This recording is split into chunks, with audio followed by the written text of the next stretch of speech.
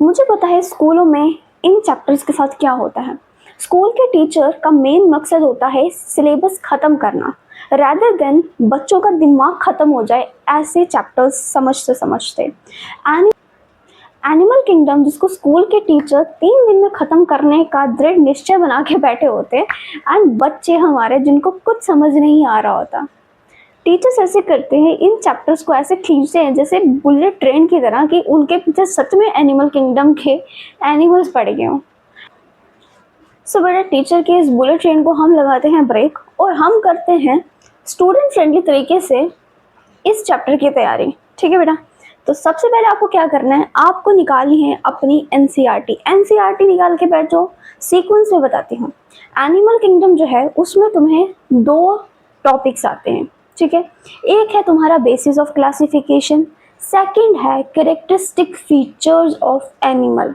Okay, before going to the second topic हमें करना पड़ेगा फर्स्ट टॉपिक, क्योंकि अगर हम फर्स्ट टॉपिक नहीं समझेंगे हमें सेकंड समझ नहीं आएगा। ठीक है बेटा, हमारा सबसे पहला टॉपिक है level of organisation. Level of organisation क्या? ऑर्गेनाइजेशन होती है कि हमारी बॉडी कैसे बनी है। जैसे हम ह्यूमंस हैं, हमारी बॉडी किससे बनी है? सेल से बनी है ना। तो वैसे ही हम लेवल ऑफ ऑर्गेनाइजेशन देखेंगे एनिमल्स में ही, इन अपने फाइलम्स में। ओके, अब हमारी बॉडी में क्या है, हमारी बॉडी का लेवल ऑफ ऑर्गेनाइजेशन जो है सबसे हाईएस्ट है। लाइक हमारी बॉडी में सेल्स हैं, सेल्स ने मिलकर टिश्यू बनाए हैं, टिश्यू ने मिलकर ऑर्गन्स बनाए हैं। एंड हमारी बॉडी में सिर्फ एक ही ऑर्गन नहीं है, हमारी बॉडी में बहुत सारे ऑर्गन्स हैं जो मिलके क्या बनाते हैं, organ system level of organisation. हमारी एग्जाम्पल से आपको समझ आया? वैसे ही हम एनिमल किंगडम की लेवल ऑफ ऑर्गेनाइजेशन के ऊपर बात करेंगे। ठीक है, लेवल ऑफ ऑर्गेनाइजेशन यहाँ पे देखो, यहाँ पे मैं थोड़ा सा बता दूंगी तुम्हें, नोट्स तुम्हें मिल जाएंगे। ठीक है, वहाँ पे डिटेल्ड नोट्स है, तुम वहाँ से उतार देना। लेवल ऑफ ऑर्गेनाइजेशन में सबसे पहले लेवल ऑफ ऑर्गेनाइजेशन हम पढ़ेंगे स्पॉन्जीज का। अब बेटा स्पॉन्जी क्या होती है, तुम अपनी बुक खोलो, बुक में तुम्हारा जो सबसे पहला फाइलम है दैट इज पोरिफेरा। पोरिफेरा को ही हम स्पॉन्जी कहते हैं। ये सबसे सिंपलेस्ट फाइलम है क्योंकि इसमें जो होता है लेवल ऑफ ऑर्गेनाइजेशन होता है वो होता है सेल से। ठीक है, इसमें सिर्फ सेल्स प्रेजेंट होते हैं, दैट इज इसमें कोई टिश्यू नहीं होता, ऑर्गन नहीं होता। सारा काम जो इसका कर रहे होते हैं वो कर रहे होते हैं सेल्स। ठीक है, Coelenterata and Ctenophora, this is the second phylum जहाँ पे हमारी बुक कहती है सेल से आगे इनका जो लेवल ऑफ ऑर्गेनाइजेशन होता है वो थोड़ा कॉम्प्लेक्स होता है एज कम्पेयर टू स्पॉन्जी। क्यों होता है? बिकॉज यहाँ पे आती है टिश्यू लेवल ऑफ ऑर्गेनाइजेशन। यहाँ के जो भी वाइटल फंक्शनिंग है वो परफॉर्म कर रहे होते हैं टिश्यू। ठीक है, अब यहाँ पे Ctenophora and Coelenterata and Ctenophora में कुछ एग्जाम्पल्स आपकी आ गई, आप अपनी बुक खोलो। फॉर एग्जाम्पल जैसे जेलीफिश आ गई। ठीक है, ओके, थर्ड आता है ऑर्गन लेवल। अब टिश्यू लेवल से आगे बढ़ते हुए हम ऑर्गन लेवल पे आ गए, माने कि यहाँ पे सेल्स प्रेजेंट है, टिश्यू प्रेजेंट है एंड एक आधा ऑर्गन यहाँ पे प्रेजेंट है। ठीक है, और ये सारे वाइटल फंक्शनिंग परफॉर्म कर रहा है। फॉर एग्जांपल एक बहुत अच्छी एग्जांपल है यहाँ पे जो कि इम्पॉर्टेंट है आपके एग्जाम के ओरिएंटेड, प्लैटीहेल्मिन्थेस। ठीक है, प्लैटीहेल्मिन्थेस में ऑर्गन लेवल देखा जाता है एंड प्लैटीहेल्मिन्थेस क्या होती है, हमारी होती हैं फ्लैट वॉर्म्स। ओके, फोर्थ हमारा आता है organ system level of organisation. Organ system level of organisation क्या होता है, जहाँ पे सारे ऑर्गन्स इंटरलिंक्ड होके आपस में फंक्शन परफॉर्म कर रहे हैं एंड बॉडी की फंक्शनिंग हो रही है। जैसे कि हम वही ह्यूमंस, हमारे में क्या है, organ system level of organisation. ठीक है, तो this is the highest level of organisation. ये कहाँ पे देखा जाता है, प्लैटीहेल्मिन्थेस से आगे आता है एश्केहेल्मिन्थेस, एश्केहेल्मिन्थेस टू कॉर्डेटा, ये सब वहाँ पे देखा जाता है। ठीक है, आपके है from the level of organisation से ही complete digestive system. Digestive system आपको पता है क्या है, कि हम खाना खाते हैं, उसका डाइजेशन होता है एंड वो जो है एक्सक्रीट होता है। ठीक है, ये हमें पता है डाइजेस्टिव सिस्टम का फंक्शन। अब complete digestive system and incomplete digestive system. Complete होता है जहाँ पे 2 ओपनिंग होती है, फॉर एग्जाम्पल माउथ एंड दूसरी ओपनिंग होगी आंस।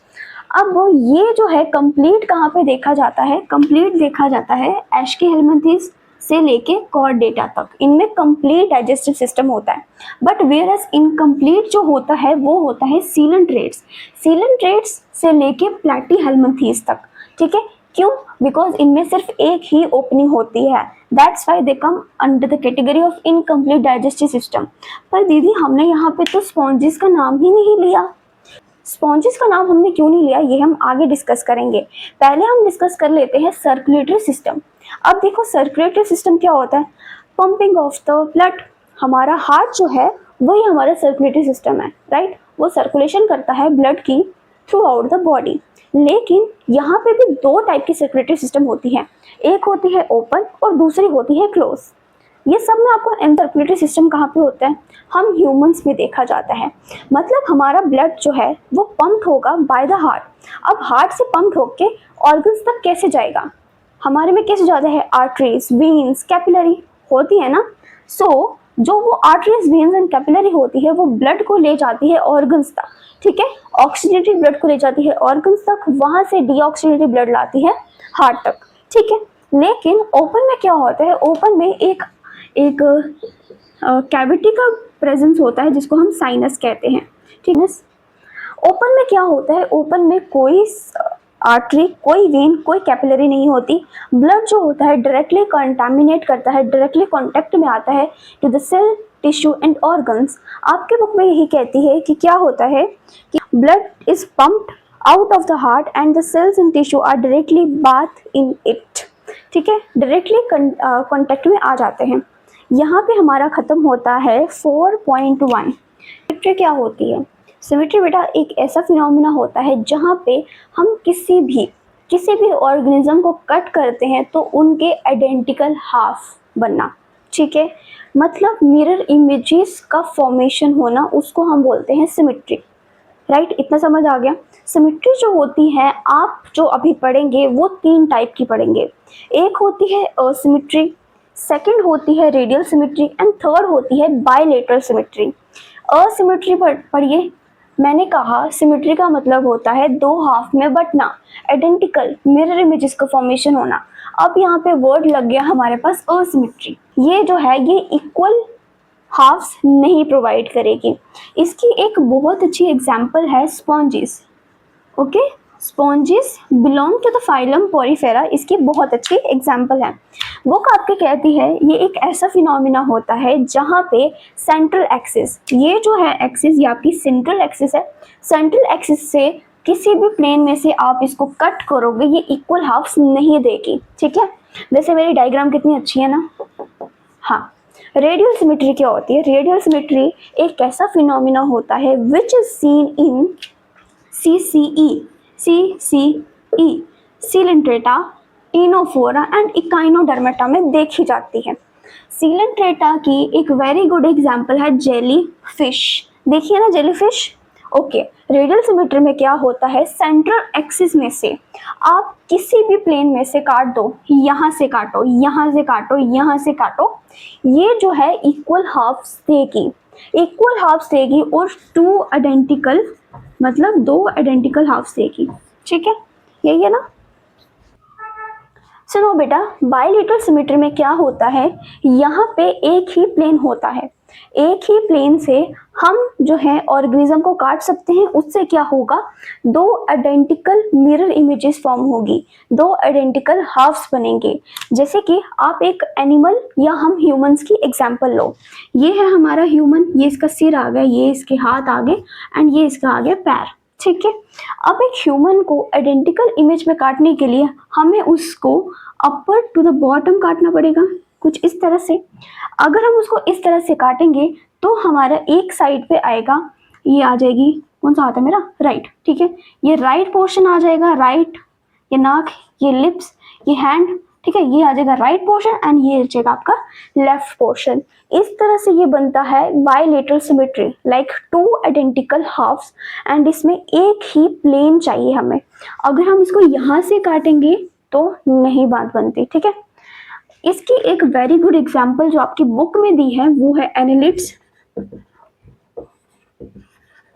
And arthropoda. ओके बेटा, सो ये एग्जांपल्स आपको याद करनी है। Okay, this is all about symmetry. Hopefully ये आपको समझ आ रहा हो जो मैं चीज़ें आपको समझाने की कोशिश कर रही हूँ। एक वेरी गुड एक्सेप्शन आ रही है आपकी बुक में से, वो ये है कि Echinodermata. Echinodermata which is a star fish, जो कि हमारी क्या है, स्टार फिश है, वो जब छोटी होती है, like in larva stage, larva में वो कौन सी सिमेट्री शो करती है, सिमेट्री बायलेटरल सिमेट्री, ठीक है, बायलेटरल सिमेट्री शो करती है। लेकिन जैसे ही वो एडल्टहुड में आती है तो वो कौन सी सिमेट्री शो करती है, रेडियल सिमेट्री, ठीक है। ये इंपॉर्टेंट पॉइंट है, स्टारफिश, इकाइनोडर्मेटा, ठीक है, ये आता है, ये आपके बोर्ड्स में आता है, नीट में आता है, so it's important, exceptions are important है। Now we are going to talk about triploblastic and diploblastic organisation. अब ये एक ऐसा फिनोमिना होता है जिसको हम अपने आप से लिंक करके देखते हैं, ठीक है। जब हम एम्ब्रियो के फॉर्म में होते हैं इन आवर मदर्स वूम, ठीक है, तो वहाँ पे क्या होता है, हम जो है सीधे इंसान तो नहीं बन जाते, हम एम्ब्रियो के फॉर्म में होते हैं एंड हमारी जो होती है जर्म्स लेयर बनती है। जर्म लेयर से फिर हमारे टिश्यू, सेल्स, ऑर्गन्स, ये सब डेवलप होते हैं। जो सबसे पहला फिनोमिना ही होता है हमारे डेवलपमेंट में, वो होता है डेवलपमेंट ऑफ जर्म लेयर, ठीक है बेटा, इतना समझ आ गया। अब ये जर्म लेयर है, ह्यूमंस में तो हो रही है, तो ये जर्म लेयर क्या होगी, एनिमल्स में भी तो होगी। अब इन जर्म्स लेयर में दो टाइप की जर्म लेयर आती है, एक आती है डिप्लोब्लास्टिक एंड दूसरी आती है ट्रिप्लोब्लास्टिक। डिप्लोब्लास्टिक देखो, यहाँ पे वर्ड डाई का मतलब है 2, ठीक है, और यहाँ पे ट्राई का मतलब है 3। अब 2 एंड 3 का क्या मतलब, यहाँ पे 2 लेयर्स होंगी, यहाँ पे होंगी 3 लेयर्स। ये इमेज भी शो हो रही होगी, ठीक है, एक साइड पे है डिप्लोब्लास्टिक एंड दूसरी साइड पे है ट्रिप्लोब्लास्टिक। अब 2 लेयर्स वाले में क्या होता है, एक diploblastic and triploblastic organisation is said to be the arrangement of the cells. Arrangement किसका, सेल्स का अरेंजमेंट, एंड किस तरह से है उस बेसिस पे हम बोल देंगे ये डिप्लोब्लास्टिक है या ट्रिप्लोब्लास्टिक है। अब एक्टोडर्म क्या होती है, बाहर वाली, एक्टो से आपको पता चल रहा है, एक्टो बाहर, एंडो अंदर, ठीक है, ये बाहर वाली, ये अंदर वाली लेयर आ गई।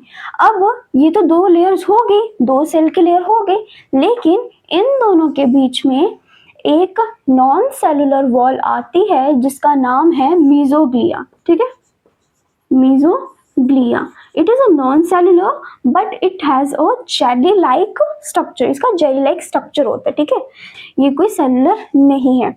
वेयर एज ट्रिप्लोब्लास्टिक में एंडो एंड एक्टो तो होती ही है, लेकिन मीजोग्लिया की जगह में क्या होता है, मीजोडर्मा होता है।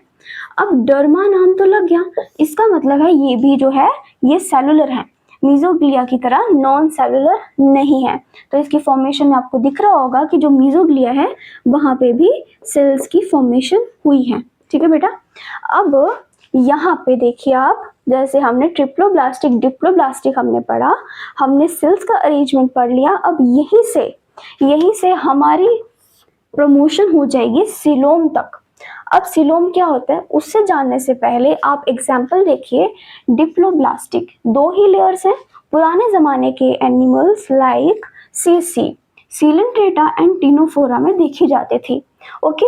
अब टिनोफोरा एंड सीलेंट्रेटा से आगे वाले जितने भी एनिमल्स हैं उसमें ट्रिप्लोब्लास्टिक जर्म लेयर देखी जाती है, ओके बच्चे, समझ आ गया। For going towards the coelom, the body cavity, हमें पता होना चाहिए what is body cavity.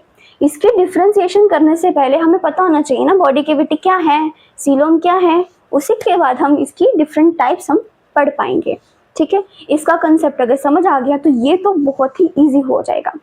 Body cavity क्या होती है, बॉडी कैविटी कहाँ पे पाई जाती है, बॉडी कैविटी पाई जाती है between the gut wall and body wall and is lined by mesodermal layer, तो उसी को हम बोलते हैं बॉडी कैविटी। देखो लिखने में तो मैंने लिख दिया, अब तुम्हें समझ भी तो आना चाहिए ना मैं क्या बोल रही हूँ, कौन सी गट वॉल, कौन सी बॉडी वॉल और कौन सी मेसोडर्मल लेयर। अब is it visible, yes, is it visible, मैंने क्या बोला तुम्हें कि gut wall body wall and is lined by mesodermal layer. Okay बेटा, अब यहाँ पे देखिए, ये जो है ये सीलोमेट है, सीलोम इसमें प्रेजेंट है। अब यहाँ पे क्या है, ये जो इनसाइड का पोर्शन है ना, जो खाली पोर्शन है, इसको हम बोलते हैं गट वॉल, एंड ये जो बाहर का ब्लू पोर्शन है ना, इसको हम बोलते हैं बॉडी वॉल। ठीक है, ये gut wall, this is the body wall and is lined by mesodermal layer. और इन सब के बीच में जो ये खाली स्पेस बन रही है ना, इसको हम बोलते हैं सीलोम। ठीक है, एंड ये जो सीलोम जिसमें प्रेजेंट होता है, उन ऑर्गेनिज्म को हम बोलते हैं सीलोमेट। एंड जिसमें गट वॉल होती है लेकिन मेसोडर्मल के पाउचेस बने होते हैं, उसको हम बोलते हैं सीडोसीलोम। ठीक, और जो जिसमें नहीं होती है, जिसमें सीलोम नहीं प्रेजेंट होता, उसको हम बोलते हैं असीलोमेट। ठीक है बेटा, इतना समझ आ गया? मेरा हाथ थक गया, बुक भारी है, जिम जाना पड़ेगा। ओके बच्चे, ठीक है, अब हम इनकी एग्जाम्पल देखते हैं, लाइक ये कहाँ कहाँ पाए जाते हैं। अब इनकी एग्जाम्पल जो है वो मुझे भी याद नहीं रही कहाँ कहाँ पाए जाते हैं, तो हम थोड़ी नकल मार लेते हैं। अब यही होती, वो पाए जाते हैं प्लेटीहेल्मिन्थेस तक। ठीक है, Platyhelminthes which are flat worms. Okay, coelomate कहाँ पे पाए जाते हैं? ये पाए जाते हैं एनालिड्स में, एनालिड्स में पाए जाते हैं, हाँ एनालिड्स में, एनालिड से कॉर्डेटा तक सारे कौन से होते हैं? सीलोमेट होते हैं। एनालिड्स के हेल्मिन्थेस में पाए जाते हैं, एश के हेल्मिन्थेस में सीडोसीलोमेट्स पाए जाते हैं। ये होते हैं फ्लैट वर्म्स एंड एश के होते हैं राउंड वर्म्स। इतना समझ आया? म्यूटेशन क्या होता है? एक ऐसा फिनोमिना होता है जिसमें ऑर्गेनिज्म की बॉडी जो होती है एक्सटर्नली एंड इंटरनली डिवाइड होती है सेगमेंट्स में। ठीक है, सेगमेंट्स में डिवाइडेड होती है, एंड कुछ जो उसके ऑर्गन्स होते हैं, कुछ पार्ट्स जो होते हैं, वो आफ्टर एवरी सेगमेंट वो रिपीट होते हैं। ये फिनोमिना देखा जाता है अर्थ फॉर्म में, एंड इसी फिनोमिना को हम बोलते हैं मेटामेरिज्म। ये समझ लो, जब हम एनालिटिक्स पढ़ेंगे आर्थ्रोपोडा की, उसमें हम इसको अच्छे से डिस्कस करेंगे, एंड वहाँ पे तुम्हें समझ आएगा मेटामेरिज्म दैट इज सेगमेंटेशन का क्या मतलब है। ठीक है, एंड सेगमेंटेशन आप ऐसे भी ले लो कि कोई भी एक बॉडी है, कोई भी एक ऑर्गेनिज्म है, लाइक ऐसे ऐसे इनकी बॉडी पे सेगमेंटेशन होती है। ठीक है, ऐसे समझ लो। अब लास्ट आता है नोटोकॉर्ड। नोटोकॉर्ड क्या होता है? ये बेस होता है स्पाइनल कॉर्ड का। स्पाइनल कॉर्ड हमारी रीढ़ की हड्डी, ठीक है, उसका बेस क्या होता है? नोटोकॉर्ड। ये कब बनती है? एम्ब्रियोनिक स्टेज में बनती है। And notochord is a mesodermal rod like structure. Rod like structure होता है, मेसोडर्मल होता है। ओके, एंड ये कहाँ पे प्रेजेंट होता है, कब फॉर्म होता है? ये डॉर्सली, डॉर्सल साइड पे फॉर्म्ड होता है। डॉर्सल साइड क्या होता है? डॉर्सल साइड हमारी होती है लाइक पीठ वाली साइड। ठीक है, पीठ वाली साइड हमारी होती है डॉर्सल साइड, तो वहाँ पे ये नोटोकॉर्ड प्रेजेंट होता है, बनता है। अब नोटोकॉर्ड के बेसिस पे दो डिवीजन आ जाती हैं, chordates and non chordates. Chordate में क्या होता है? नोटोकॉर्ड प्रेजेंट होता है। नॉन कॉर्डेट्स में क्या होता है? नोटोकॉर्ड प्रेजेंट नहीं होता है। ठीक, ये सब आ गए basis of classification of animal. I hope so मेरी प्रॉब्लम तो ये है, मैं 15 मिनट से ज़्यादा पोस्ट नहीं कर सकती हूँ, बिकॉज मेरा जो फ़ोन है, फ़ोन का सॉफ्टवेयर क्रैश मार जाता है। ठीक है, तो ये एडिट नहीं हो पाती मुझसे।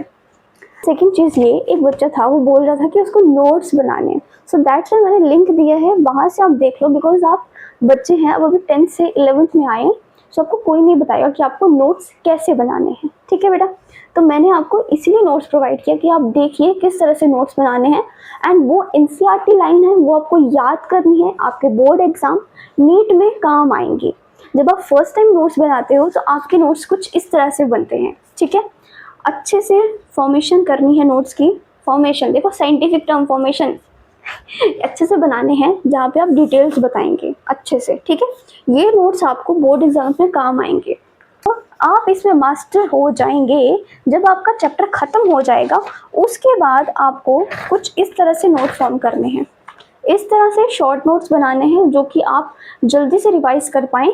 एंड ऐसे नोट्स बना के आपको अपनी बुक के चैप्टर जहाँ पे ख़त्म हो रहा है या स्टार्ट हो रहा है वहाँ पे पेस्ट करने हैं, सो दैट जब भी आप बुक खोलें आपको पूरा चैप्टर नहीं पढ़ना पड़े, आप यहाँ से पढ़ लें, ठीक है।